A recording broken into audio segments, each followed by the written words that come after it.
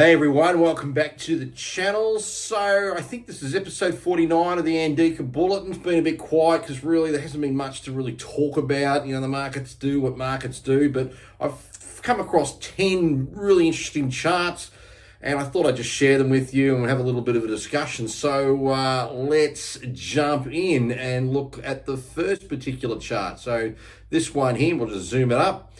Here we have the US national debt since 1901 and the CBA projections. Now, that is unreal. This is where we are now, well, when we say we, the United States, 2025, $36 trillion in debt.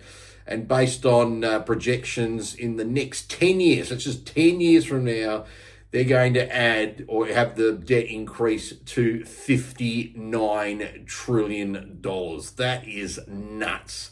So that's what's coming down the pike, people. And we're no better in this country. We're already at $1 trillion, and at the rate we're spending in that same 10-year time frame, we're probably likely to hit $3 trillion. So we're not much better than the Americans.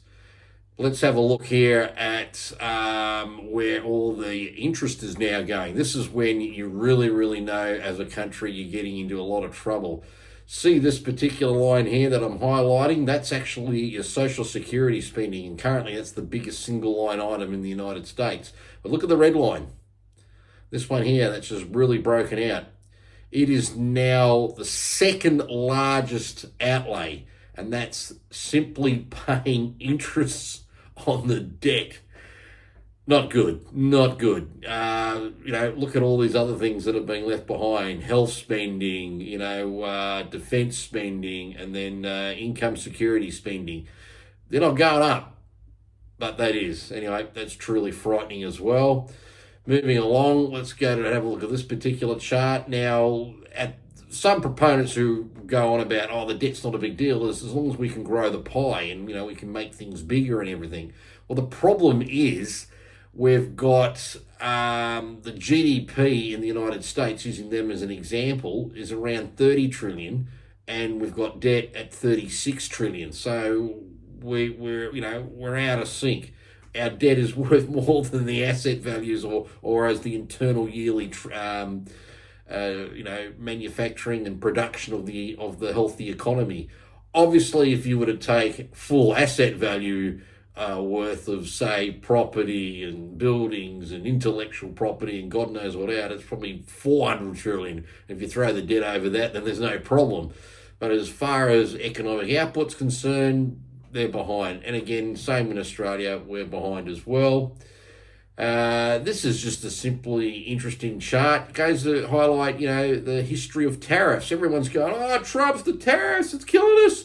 He's hurting everybody. Well, he's doing something that the United States, as you can see, pretty much up until about 1940 was already had a lot of tariffs on it. If you go back even further, tariffs were nearly up to 30% at the turn of the 20th century. So you can see the patterns of how they've been tariffs. They've come down, they've been back up, they've come down, and various, events that have happened along the way. Look, it's just his way of resetting things to get people to come to the table. And if anything, think of it this way. If he just slaps a 10% universal tariff, it's like saying to the world, you want to come and sell your stuff to the American consumer, you pay up 10%. It's like an entry fee. So that's another way of looking at it. Here's another interesting chart, and this is just mind-boggling. Look at the expenditure the US has on the military, $916 billion. That is unreal. And that's back in 2023, so we don't even have the updated data about that now. And you compare that to China, then Russia, UK, Germany, France. I wouldn't even bother to find where Australia falls on this. We must be so small. We must be like a pimple on the arse of an ant. But anyway, that's just goes to show the military industrial machine is very strong in the US. This was a fascinating chart too. Just check this out. It goes back 1,000 years. And look at that, let's get to what's it around between 1365 and 1456. The printing press is, invented. So, look at where the world population was back then. It wasn't even 1 billion people. Then we've had the telescope, the steam engine, the telegraph, the light bulb, and then the Ford Model T car. Notice as we started to get into the early 20th century, we're starting to increase our rate of technology. But then just look how it just takes off. Literally, it's just like going up, a vertical, cliff there. Polio vaccine, man on the moon, the microprocessor, word processor, cell phones, the World Wide Web, DVDs, hybrid cars, social media, iPhone, Bitcoin, EVs, and now we've got AI and soon coming into quantum computing. Look at the clip it's happening. It's just absolutely mind-boggling. Now, here's an interesting asset chart that I'd like to share with everyone as well. Let's just check this out here. This is the asset class performance going back to 2024. Easy standout, it was Bitcoin. Again, anyone who watches my channel would know I talk about Bitcoin a lot. Not incessantly crazy. I'm not some maximalist that's pushing Bitcoin. But I want people to be mindful and aware that it is important to consider an ownership of it in your portfolio. I've done a video where I showed even if you just had 5% in your portfolio, it would basically have doubled the return you would have made had you not had it. And it's just a 5%, contribution within the portfolio. Anyway, there's all the various other asset classes there. Gold, there's Bitcoin, emergent market stocks, high yield bonds, investment grade bonds. There's the NASDAQ 100 there, commodities, large cap US stocks, etc., etc. You can clearly see, unless you've got lying eyes, Bitcoin has just been phenomenal in that last 5-year period. And gold, this has been really interesting to note here. Gold is essentially at a record price. And we can see all the things along its history that's made it kick up. End of World War One, that was the end of the gold standard there. In 71, we had the end of the Bretton Woods Agreement. That was when countries could rely on the fact that they could exchange US dollars for gold. And there's 2001, the dot-com boom and bust, the GFC, the ongoing trade war, not a physical kinetic war, then the Russian-Ukraine kinetic war, and now we've got Trump and, as they call it, 2.0, and how the price of gold has just gone nuts.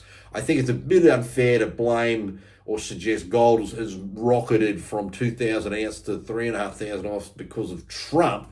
It's more to do with that earlier graph that we saw, or this one particular here, where it shows the debt. At the end of the day, we're seeing debasement happen into the US dollar. US dollars are worth less and less and less. We've got problems with the debt, so it's not a surprise then that you've seen something like gold go, vertical, and obviously Bitcoin absolutely boom as well. And here we have an interesting chart. It's always good because we talk about how fairly valued markets are at the moment.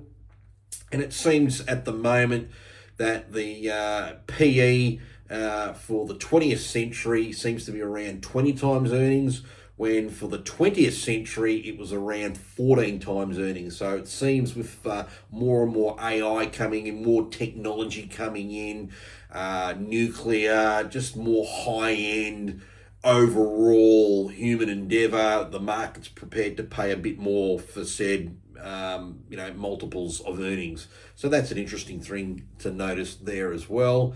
And then I like this particular chart just to finish on just here. And this one here is to do with, I'll just go back and rezoom it.